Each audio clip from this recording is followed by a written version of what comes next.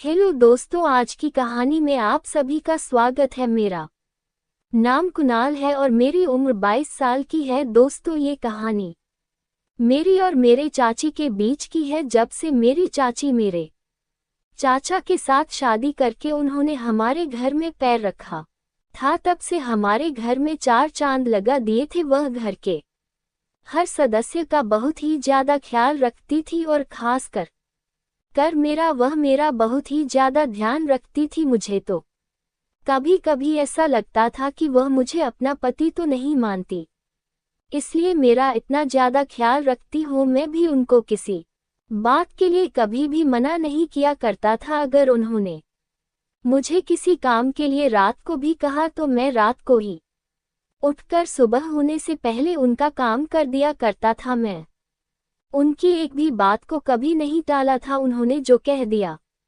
वह मेरे लिए लकीर हो जाती, क्योंकि मैंने आपको पहले ही बताया है, मैं अपनी चाची को अपनी पत्नी के जैसा मानता था। धीरे धीरे समय बीता और समय के साथ साथ मेरा मन ऐसा करता कि काश चाची मेरी ही पत्नी होती, लेकिन अब मैं चाची को अपनी पत्नी से कम नहीं रखता था। मैं उनको अपनी पत्नी के जैसा ही मानता था और चाची भी मुझे अपने पति के जैसा ही मानती थी, क्योंकि वह मेरा सारा दिन इतना ज्यादा ख्याल जो रखती थी। लेकिन मुझे नहीं पता था मेरी चाची सच में मेरी पत्नी बन जाएंगी, और आगे तो आप समझ ही सकते हैं। तो चलिए दोस्तों, आज की कहानी को शुरू करते हैं। दोस्तों, मेरे पापा दो भाई थे, उनमें से सबसे बड़े तो मेरे ही पापा ही थे। मेरे चाचा वह जो मुंबई में रहते थे और वहीं पर रहकर अपना काम करते थे। हम लोग दिल्ली के एक छोटे से गांव में रहते थे। हम लोग गांव में बहुत ही ज्यादा खुशी से रहते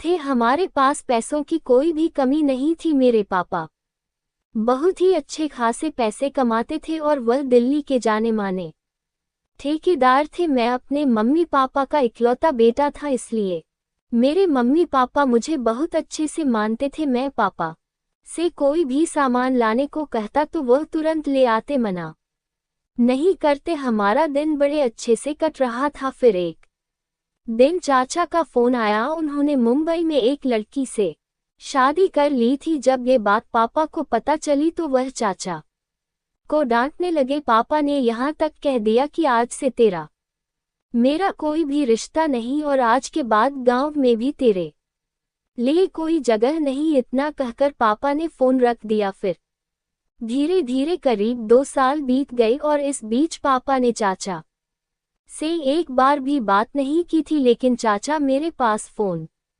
कर कर बराबर हालचाल पूछते थे। जब भी फोन करते थे तो एक बार जरूर पूछते थे कि तुम्हारे पापा कैसे हैं। ऐसे ही एक दिन चाचा का फोन आया तो मैंने फोन उठाया। फोन पर किसी औरत की आवाज थी तो मैं तुरंत समझ गया कि मेरी चाची होगी।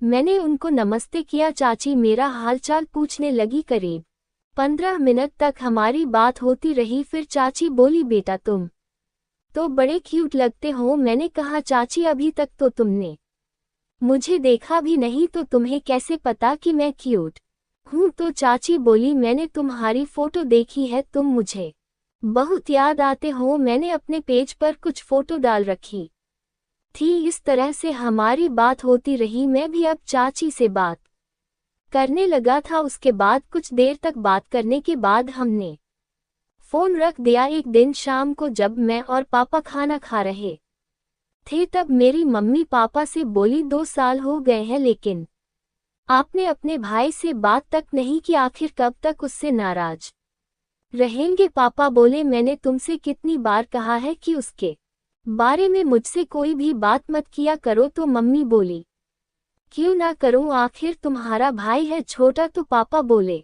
वह मुझे बड़ा भाई समझता तो मुझे पूछे बिना शादी नहीं करता। मैंने और मम्मी ने पापा को मनाने की बहुत कोशिश की, लेकिन पापा नहीं माने। लेकिन पापा चाचा को माफ करने के लिए बिल्कुल भी तैयार नहीं थे। रात को मैं अपने कमरे में सो रहा था, तब चाचा का फोन आया। वह बहुत घबराए हुए थे। जब मैंने उनसे बात की तो वह कह रहे थे कि तुम्हारी चाची सीढ़ियों से फिसल गई के गिर गई और उसके सर में बहुत ही ज्यादा चोट लग गई। डॉक्टर का कहना है कि जल्द से जल्द ऑपरेशन करना होगा, नहीं तो उसका बचना बहुत मुश्किल है।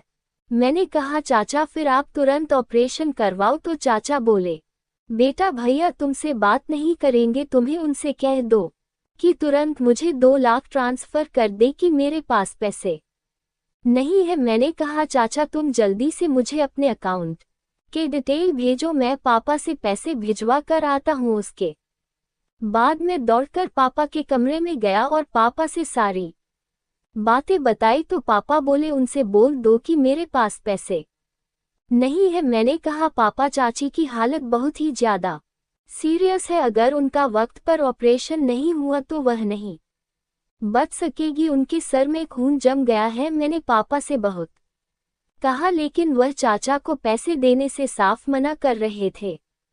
उसके बाद मैं अपने कमरे में चला गया। मैं सोच ही रहा था कि चाचा के लिए पैसों का इंतजाम कहाँ से करूं। मेरे चाचा ने चाची के बारे में कुछ ऐसी बातें बताई जिसको सुनकर मेरे पापा का भी सीना गर्व से चौड़ा हो गया। चाचा ने उस वीडियो में कहा था भैया मैं अपने एक दोस्त की शादी में गया हुआ था, मेरे दोस्त ने दहेज में 30 लाख मांगे थे। जब बारात लड़की वालों के घर पहुंची तो पता चला कि लड़की वाले दहेज के 30 लाख की व्यवस्था नहीं कर पाए, और यह बात जब मेरे दोस्त को पता चली तो वह शादी करने से मना कर दिए। उसके बाद लड़की के पिता ने दूल्हे के पैरों में अपनी पगड़ी रख दी और कहा ऐसा मत करो, सारे नात रिश्तेदार आ चुके हैं, ऐसे में अगर शादी नहीं हुई तो मेरी नाक कट जाएगी।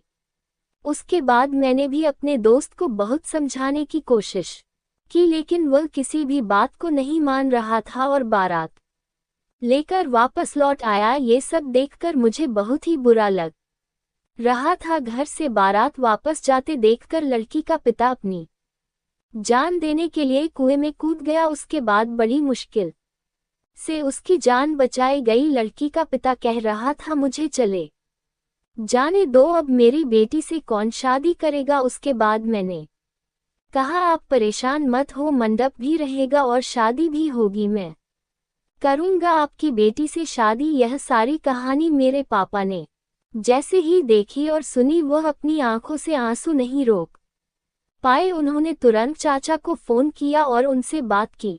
उसके बाद उन्होंने तुरंत पैसे भी भिजवा दिए और चाचा से बोले जैसे ही बहू ठीक हो जाए उसे लेकर तुम तुरंत घर आ जाना। फिर कुछ दिन बाद चाचा चाची को लेकर मेरे घर आए। जब पापा ने चाचा को देखा तो उन्होंने उसे गले से लगा लिया, कहा भाई तुमने एक बाप की जान और इज्जत दोनों ही बचाई है और एक लड़की की जिंदगी को भी बचाया है, मुझे तुम पर गर्व है। उसके बाद फिर से हम सब लोग एक साथ हंसी खुशी रहने लगे। लेकिन आपको तो पता ही है खुशियों को नजर भी लग जाती है। उसके कुछ महीने बाद ही मेरे चाचा का इतना भयानक कार एक्सीडेंट हुआ कि वह इस दुनिया में नहीं रहे।